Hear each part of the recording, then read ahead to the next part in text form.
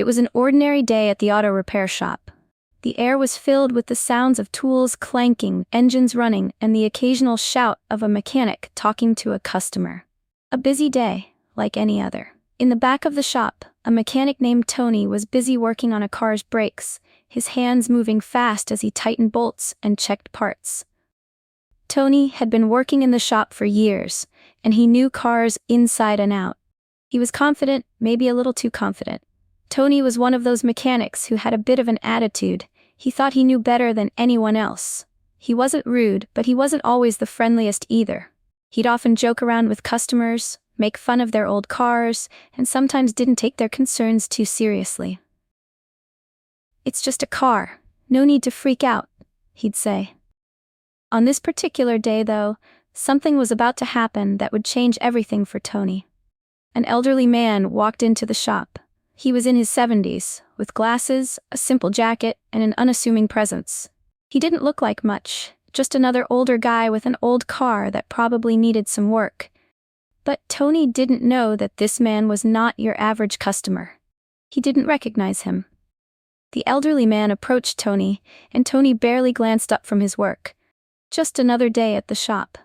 The elderly man stood by the counter for a moment before clearing his throat. Tony glanced up, not really paying attention. The man spoke, his voice calm but clear. "Excuse me, young man," the elderly customer began. "I think there's something wrong with my car. It's making a strange noise, like a clicking sound from the engine." Tony barely looked up, his hands still working on the brake pads. "Yeah, sure, that sounds about right," Tony muttered, not really listening. He knew what it was, just an old car, nothing special. He had seen it all before. The man continued. "It started happening after I made a left turn. It wasn't doing this before. I've been driving for years, and I know something's off." Tony sighed, rolling his eyes without realizing the customer could see it. He didn't take the man's words seriously. "It's probably nothing," Tony said, brushing him off. "These old engines are always making weird noises. Just a little hiccup, you know?" He gave the man a quick, dismissive glance before returning to his work. The elderly customer didn't seem to mind. He nodded, but there was a slight wrinkle of concern on his face. He had been in enough cars to know when something wasn't right. But Tony was too focused on the job at hand, already thinking about the next car that would need attention.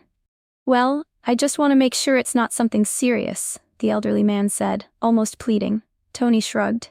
"Sure, we'll take a look, but I'm telling you, it's probably not a big deal." And just like that, Tony dismissed the customer's concerns, thinking this was just another case of an older car acting up. Little did he know, this was no ordinary customer. Tony wasn't in the mood to deal with what he thought was another old man with an outdated car. He grabbed a rag, wiped his hands, and motioned for the customer to follow him to the garage area. As they walked to the car, Tony couldn't help but mutter under his breath. "Old cars like this always have problems," he said, not caring if the man heard. "Engine's probably just giving out. You're better off getting a new one, you know?"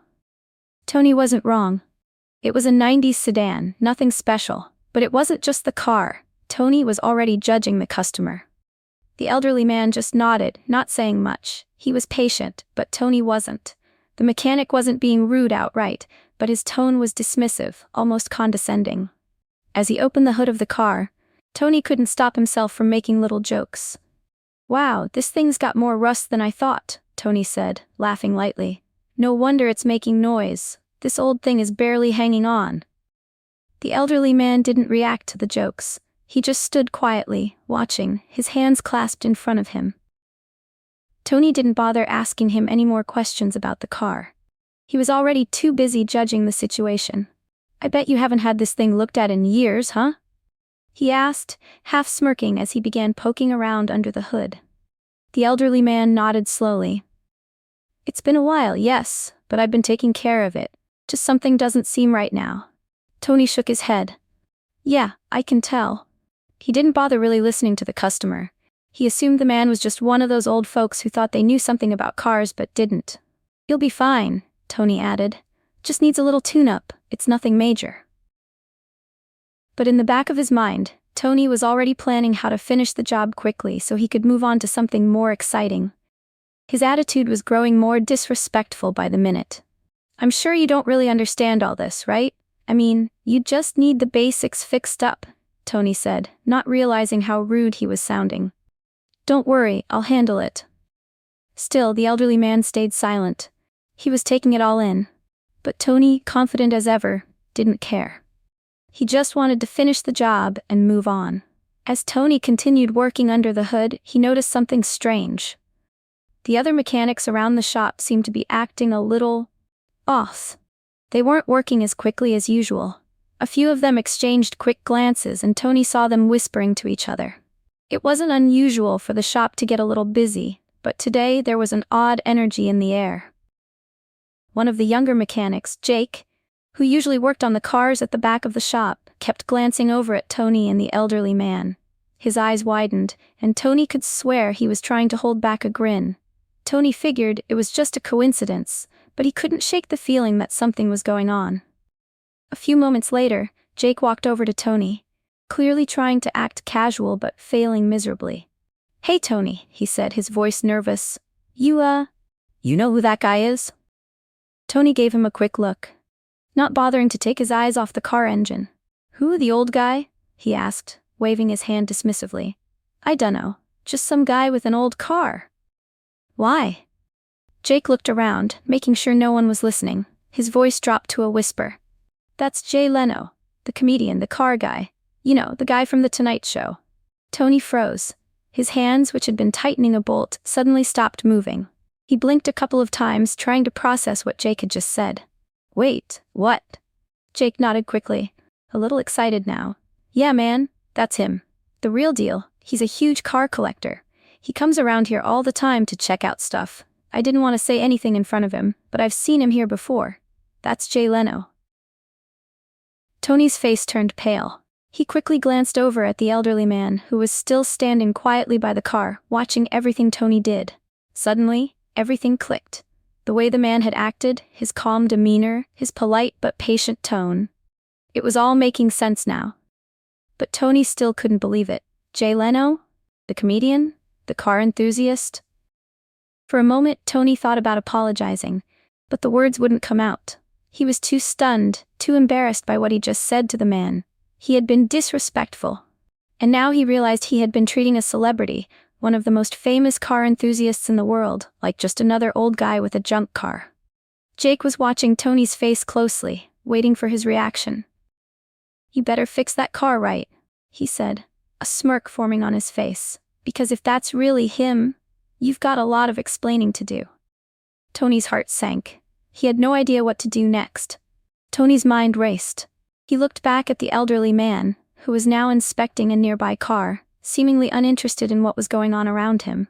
But Tony couldn't stop thinking about the name Jake had just dropped. Jay Leno. The same Jay Leno who hosted The Tonight Show for years, the car enthusiast who had one of the most impressive car collections in the world. Tony had no idea how he hadn't recognized him earlier. His hands trembled slightly as he turned back to the car engine. The sound of his wrench clinking against the metal seemed deafening in the silence of his thoughts. He had been rude, dismissive, and completely unaware of who he was talking to. Jay Leno, of all people. A legend. And Tony had just treated him like a regular customer with a clunky old car. What had he said? Just an old car, nothing special? And the jokes about rust? The sarcasm? Tony felt sick to his stomach. He glanced over at Jake, who was now watching him closely, clearly enjoying Tony's discomfort. "You think I should go apologize?" Tony asked, his voice tight. Jake shrugged, a mischievous glint in his eye. "It might be a good idea, but he's probably heard worse. He's used to it." Tony didn't want to hear that. He couldn't just pretend like everything was fine. He had to fix this. He had to make it right. But how could he? How could he undo all the things he had just said to Jay Leno? Tony's mind kept racing. He thought about going over to the man, trying to explain himself, apologize for being rude. But what if Leno didn't want to hear it? What if he thought Tony was just trying to save face? What if he left the shop, never coming back? The more Tony thought about it, the worse it seemed. His palms were sweaty, his heart beating fast. He could feel his reputation on the line. This was a big deal, not just for the shop, but for him personally. If word got out that he had disrespected Jay Leno, it wouldn't just be a mistake, it would be a career killer. He had to fix this. He had to do something. And quickly. Tony wiped his hands on a rag, trying to calm his nerves. Okay, I'm gonna go talk to him, he said, more to himself than to Jake. Wish me luck. Jake gave him a quick thumbs up, still smiling. Good luck, man, you're gonna need it. Tony took a deep breath and walked over to where Jay Leno was standing, trying to steady his shaking hands. He had no idea what he was about to say, but he knew one thing for sure. He couldn't let this moment slip away. Tony walked over to the elderly man, his heart pounding in his chest. He couldn't help but feel the weight of his own embarrassment. What was he going to say? How was he going to explain himself? As he got closer, he took a deep breath, trying to calm his nerves. He had no idea how Jay Leno would react, but he had to try. The elderly man, Jay Leno, turned his head slightly as Tony approached. His expression was calm, friendly, as if nothing had happened. There was no sign of anger or frustration. In fact, Jay seemed almost... Tony stopped a few feet away, unsure of how to start. Mr. Leno, he began, his voice a little shaky. I just wanted to apologize for how I've been acting. I didn't realize who you were, and I've been, well, kind of disrespectful. Jay Leno raised an eyebrow, then smiled warmly. Disrespectful? What, because I'm not some fancy car collector with $1 million garage? He chuckled softly, his voice light and easygoing. Relax, kid, I'm used to people not recognizing me. Happens all the time. Tony blinked, surprised by the man's calm and even playful response. He expected something more serious, maybe even a bit of anger. But Jay was smiling, completely unbothered. But you've got to understand, Tony stammered. I didn't know. I've been making jokes, making fun of your car. I was rude, and I'm really sorry. Jay nodded, not missing a beat. Hey, no harm done, I get it. I've been through worse. He leaned in a little, lowering his voice, as if sharing a secret. Look, I've had people treat me like I'm just some old guy with a beat-up car, too. They don't know who I am, and that's fine with me. I just don't take it personally. I get it. Tony stood there, dumbfounded. He couldn't believe how relaxed Jay was about the whole situation. It was like he didn't even care that Tony had made fun of him. Instead of getting angry or upset, Jay was brushing it off as if it was no big deal. You're not the first, Jay continued, and you won't be the last. People assume things based on how I look or how I sound, and that's okay. I don't hold grudges. He laughed a little, adding, besides, I've had people come up to me thinking I'm just some guy with a bunch of old cars. Little do they know, I know more about cars than most of them will ever learn. Tony chuckled nervously, feeling both relieved and embarrassed at the same time. Well, I really appreciate you being so understanding. I don't deserve it, but thank you. Jay smiled and patted Tony on the back. No problem, kid. Everyone makes mistakes. The key is to learn from them. And next time, maybe take a closer look at your customers before making any assumptions. Tony nodded, feeling a weight lift off his shoulders. Jay Leno wasn't mad. In fact, he was being incredibly understanding and even offering advice. Thanks, Mr. Leno, Tony said, a genuine smile creeping onto his face. I'll make sure I don't forget this lesson. Jay gave him a friendly wink. Just remember, you never know who's walking through that door. Keep an open mind. Tony stood there, relieved. Jay Leno had been calm and understanding, leaving no room for anger. Tony felt foolish for judging him so quickly.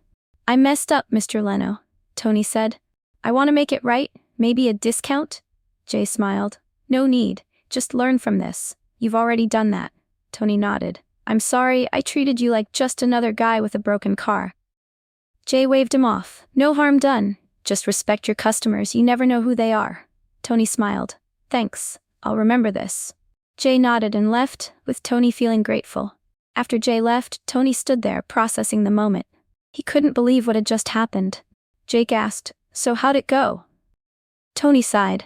I had no idea it was Jay Leno. I feel stupid. Jake laughed. Good on you for apologizing. He's a cool guy. Tony nodded. He gave me advice instead of a lecture. I'm lucky. Jake grinned. You've learned a big lesson. Treat everyone with respect. Tony smiled. I'll definitely do that from now on. As he got back to work, Tony felt thankful for the lesson and for getting a second chance.